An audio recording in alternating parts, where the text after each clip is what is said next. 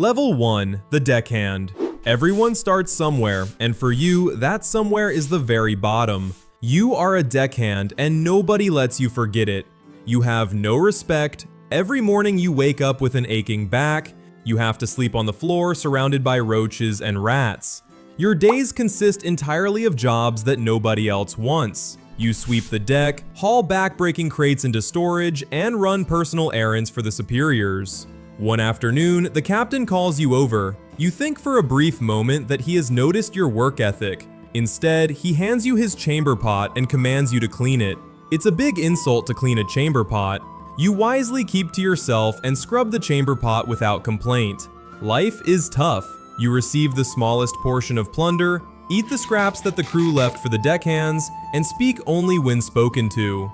After a year of intense labor, your superior pulls you aside. You have earned your first promotion. Level 2, you are now a sailor. For the first time since boarding the ship, you feel like you actually belong. You are awarded a hammock, which feels like a luxurious mattress after sleeping with the roaches on the hard wooden floor for a year. The crew starts to show you the slightest form of human decency.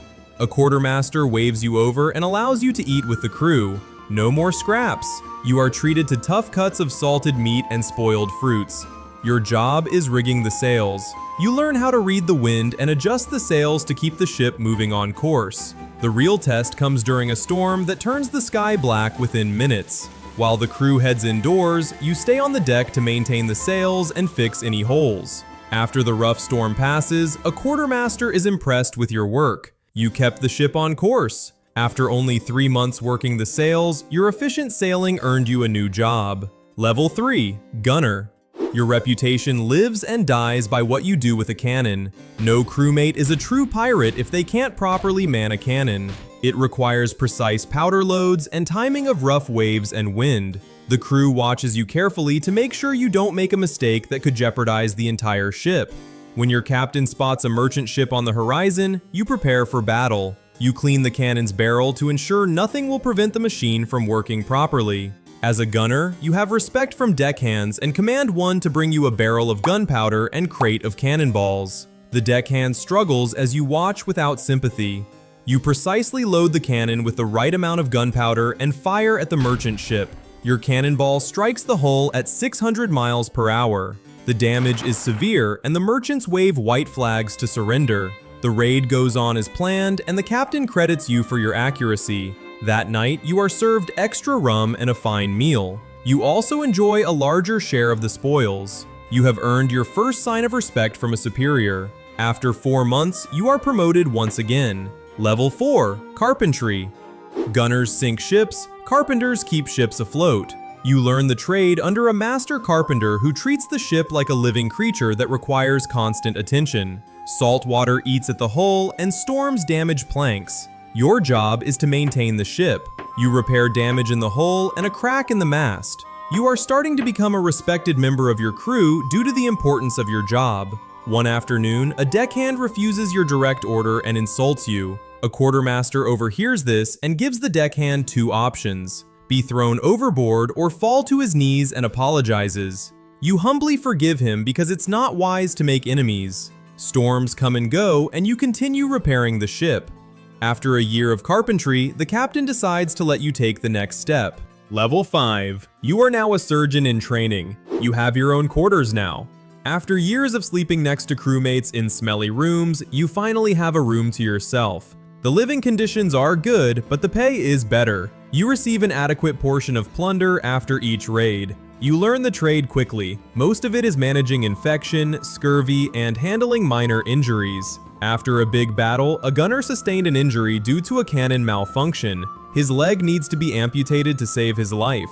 You are flustered and feel like you need to vomit. You regain your composure and begin to get to work. It's a brutal yet simple procedure.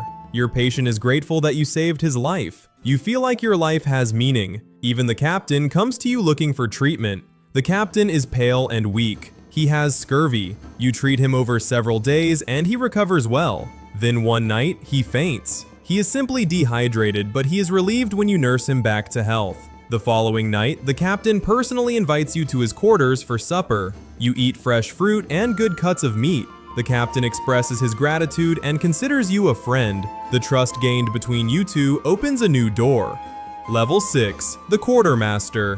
This is the first time you have true power. You are effectively third in command. You are replacing the previous Quartermaster who conspired against the captain. You are in charge of the day-to-day operations of the crew. You decide what each man eats, where he sleeps, and what his duties are. No one dares to challenge you now.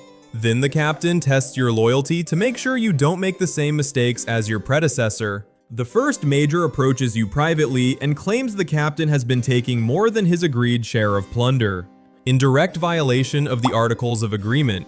You listen carefully and nod in agreement. You immediately approach the captain to share the news. He smiles. He tells you it was a test, and you breathe a sigh of relief. From that point, you are included in every important decision. You sit in on meetings and have personal deckhands who only serve you. You only answer to the first mate and the captain. You accumulate enough wealth to help your family move into a nice cottage. When the first mate unexpectedly dies, the captain does not hesitate to promote you. Level 7, the first mate. You are the captain's right-hand man. You only answer to one man. Every decision is run by you. You command the ship while the captain directs strategy. You are rich in a way that seemed impossible just a few years ago. You receive more gold than you know what to do with. You hand out punishments and handle disputes. You are the authority. You enjoy riches, food, spices, and women. You are the captain's closest friend, but still you answer to the captain. Even when you disagree with him, you wouldn't dare question his leadership. For a few months, you are happy, but you realize you are nothing more than the captain's dog. He gives you responsibilities, but treats you like an assistant, not a second in command. You care about the captain, but your ego tells you that you are better fit to be in charge. You hear whispers from the crew that they are unhappy and want a leadership change. One evening, the captain starts to cough up blood and struggles to breathe. You watch as he slowly withers away and dies. The captain has been poisoned. Level 8, you have been elected the captain due to your stern leadership and reputation amongst the crew. You become paranoid after the previous first mate and captain both die. If you perform well, you have nothing to worry about. You appoint your own first mate and quartermaster, people you can trust. You are absolute power. You have inconceivable wealth. In ports, you are treated like royalty, a celebrity of the seas. You aggressively pursue merchant ships to keep your crew happy. This works for a while. People receive a lot of plunder and eat fresher food, but the aggressive pursuit of merchant ships attracts the attention of the British Navy. You have been on their list for some time due to your connections to several raided merchant ships. One morning, a fleet of naval vessels emerge from the horizon.